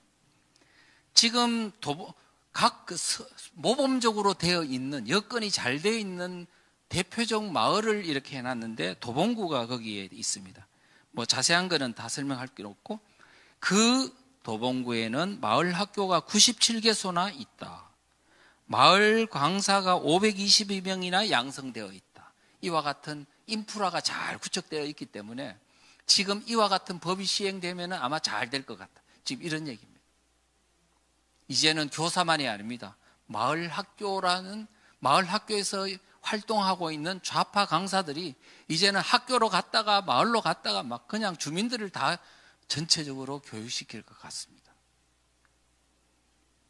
3,491개 읍면동과 전체주의 시스템을 구축하고 있습니다. 이게 그냥 단순히 하는 말이 아니고요. 이게 이제 어떻게 구축하고 있냐면 주민자치기본법이라고 제가 말했죠. 거기에도 보면 18조의 전문지원기관을 운영하도록 되어 있습니다. 주민자치회가요, 엄청난 권한을 읍면동으로부터 권한을 위임받도록 해놨습니다. 그래서 사람들이 야, 이거 너무 무소불위의 권한을 하부에 너무 위임하는 거 아니냐? 국가의 권한도 지방자치단체 권한도 주민자치에다가 위임하니까 주민들은 좋아가지고 아, 이게 우리 마을이 좋아지겠네. 권한을 위임해 주니까 이렇게 생각하는 거예요. 하나는 알고 둘은 모르는 거죠. 위임해 주죠. 그런데 이와 같은 분권화가 되면 전부 다 대한민국 전체 3,491명의 완전히 하부 구조가 제 멋대로 될 거 아닙니까? 이거를 공산주의, 사회주의 어떤 성향을 가진 사람이 용납할 수 있을까요? 다시 그거를 집권적으로 움직여갈 수 있는 뭔가 시스템을 갖추지요. 몰래. 바로 그 작업이 지금 진행되고 있는데 거기에 보면은 주민자치 전문지원기관을 외부에다가 위탁을 한다. 이 사람들이 이거를 주민자치회를 끌고 가도록 하고 있다는 겁니다. 그런 내용들이 되어 있습니다. 자, 그거를 그림으로 그리니까 이렇습니다. 주민자치회가 하나하나 있는데 그거를 지역별 전문지원기관이 쭉 끌고 가는 형태로 제가 그림을 그려봤습니다. 그런데 이거 너무 상상력 동원한 거 아닐까요? 이렇게 말하면 아닙니다. 서울시를 모델로 했습니다. 주민자치회가 동별로 있지요. 그런데 구청별로 뭐가 있냐면 구주민자치지원단이라는 민간단체가 있는데 거기서요, 동에 있는 각 동에 있는 주민자치회를 다 끌고 가도록 이렇게 만들어 놨습니다. 구청도 간섭할 수 있고 동사무소도 간섭할 수 있고 구청 내에 있는 민간단체도 다 컨트롤하도록, 심지어는 동주민들까지 교육을 통해서 통제하도록 이렇게 구주민자치지원단이라는 게 무소불위의 컨트롤 센터로 만들어놨어요. 민간단체. 이걸 보니까 아까 그 말이 틀린 말이 아니다. 그런데 이번에 또 아까 교육부에서 내려온 자료에도 보니까요, 주민자치회 옆에 교육 모델이 있죠. 또 다른 동에 또 교육 모델이 있죠. 교육 모델이 있죠. 이거를 이렇게 해놔서 뭐라고 했냐면 1권역, 2권역, 3권역 이렇게 써놨어요. 아, 이거는 동별 교육센터를 하나 또 묶고 또 하나에 묶고 이렇게 교육을 전체적으로 컨트롤하겠다 하는 것으로 이게 이미 이 그래프에도 잘 드러나고 있다, 이렇게 볼 수 있습니다. 그 다음에 이 마을 공동체와 지역사회 체제 변형을 위한 각종 단체들을 설립하는 이 법안을 또 발의하고 있는데, 이해식 의원이 발의한 마을 공동체 활성화 기본 법안, 여기도요 각종 단체들로 잘 돼 있습니다. 뭐라고 돼 있냐? 마을 공동체 정책위원회, 마을 공동체 공동체위원회. 그러니까 하나는 행안부 산하, 하나는 자치단체별로 이런 어떤 단체를 해놓고 권한을 그쪽에서 행사하도록 이렇게 돼 있죠. 그 다음에 또 진선미 의원이 발의한 마을 공동체 기본 법안에도 또 돼 있습니다.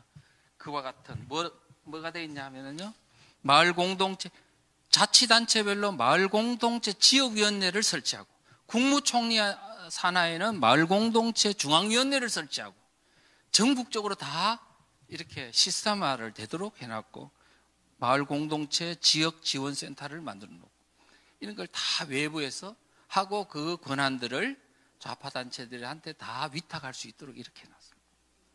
서영교 법안도 똑같습니다. 마을 공동체 지역 사회 혁신 활성화 기본 법안의 내용을 보면 그렇습니다. 지금 여기서 보면요, 지역 사회를 혁신하는 주체는 마을 주민이 아닙니다. 그들입니다. 그들. 자, 여기 법안이 나와 있어요. 뭐라고 되어 있냐면 보십시오. 지역사회 주체란 지역 주민이 아니고요, 지역 주민과 경제적, 사회적, 문화적 기반을 공유하는 자로서, 지역 주민과 정치, 사회, 경제적, 사회적, 문화적 기반을 공유하는 자로서 다음과 같은 마을 공동체, 비영리단체, 비영리법인 이런 사람들한테 마을 혁신 주체의 능력을 부여했다는 거. 예. 그 다음에 이제 뭐 이런 거 저런 거, 지역공동체 혁신위원회, 지역공동체 정책위원회, 지역지원기관, 그 다음 지역공동체 혁신종합센터, 그래 놓고 이거를 또 다른 단체한테 다 위탁할 수 있도록 해놨습니다. 그러니까 여러분들이 지금 권한을 부여한다는 말에 쏘고시면 안 됩니다. 외곽에 다 이거를 청청히 컨트롤할 수 있는, 직권적으로 운영할 수 있는 시스템을 다 갖춰놓고 지금 이거를 분권화시킨다는 사실을 명심하셔야 됩니다. 자, 그 정도로 하고요. 자, 이제 앞으로 우리가 서울시에서 이제 이번에 종합감사를 했는데 마을 공동체 사업이나 이게 얼마나 문제가 많은지가 여실하게 다 드러났습니다. 시간이 없어가지고 이거는 이제 뭐 자세한 거는 이렇게 생략하도록 하고요. 자, 그러면 이제 마지막 장입니다. 어떻게 할까? 어떻게 할까? 지금 3,490만 개의 읍면동은 내가 살아가고 있는 땅이자, 여기가 무너지면 대한민국 하부 구조는 사실 이제는 회복할 수 없습니다. 정권이, 우파 정권이 들어선다 해도 소용이 없습니다. 하부가 이미 완전히 그들의 손아귀에 넘어가 버리면요. 그래서 지금 대한민국은 이제 이 정권, 이런 어떤 그 주도권이 넘어가는 순간에 앞으로 회복하려면 그거는 100년, 200년으로도 어렵지 않을까. 왜냐하면 제가 조선시대의 역사를 책을 썼기 때문에 하다 보니까 이제 살인파들에게 향촌 주도권이 넘어간 것이 16세기입니다. 16세기인데 그게 끝까지 간 게 언제냐면 조선 말기 무너질 때까지 갔거든요. 완전히 대한민국은 피폐한 향촌 문화를 갖고 있었습니다. 그들의 손아귀에서. 그래서 우리가 지금 이거는 향촌을 지키는 것은 우리의 대한민국의 자유민주주의 체제를 지키는 것이자 우리의 삶의 방식을 지키는 것입니다. 그래서 이것은 지금 단순히 그냥 4년마다 정책으로 교체될 수 있는 게 아니라는 것. 그래서 이 정권의 이해찬이라든지 이런 사람이 뭐냐면 20년 집권, 50년 집권, 100년 집권 이런 얘기를 하는 건 이것이 완전히 장악하면 어떻게 되는지 아세요? 이 사람 주민들이 그들의 돈의 노예가 됩니다. 그러면 이들에 의해서 선거가 치러지면 국회의원이고 뭐고 간에 이제 그들의 손아귀에 다 놀아나게 돼서 대한민국의 정치는 그들의 영구집권 체제에 종속하게 된다. 이런 말씀을 드리면서 그래서 오늘 그래서 어떻게 해야 되겠냐. 지금 이거를요, 강의 한 번 듣는 거로 안 됩니다. 책을 읽으셔야 됩니다. 소책자도 읽으시고, 지금 이제, 그 다음에 동영상도 듣고, 그 다음에 전단지가 있으면 이거를 나눠주면서, 그 다음에 한 1분에서 한 5분 정도는 이게 왜 심각한 문제가 있는지를 자기 나름대로 설명할 수 있는 능력을 갖추고, 이웃이나 가족이나 친지들에게 가서 다정다감하게 가서 오늘날 이 사태의 문제가 체제 문제라는 사실을 가르쳐 주면서 우리가 힘을 모으는, 국민을 깨우는, 그래서 대한민국을 다시 살리는 그런 대역사적 반전을 해야 되겠다, 이렇게 생각을 합니다. 고맙습니다.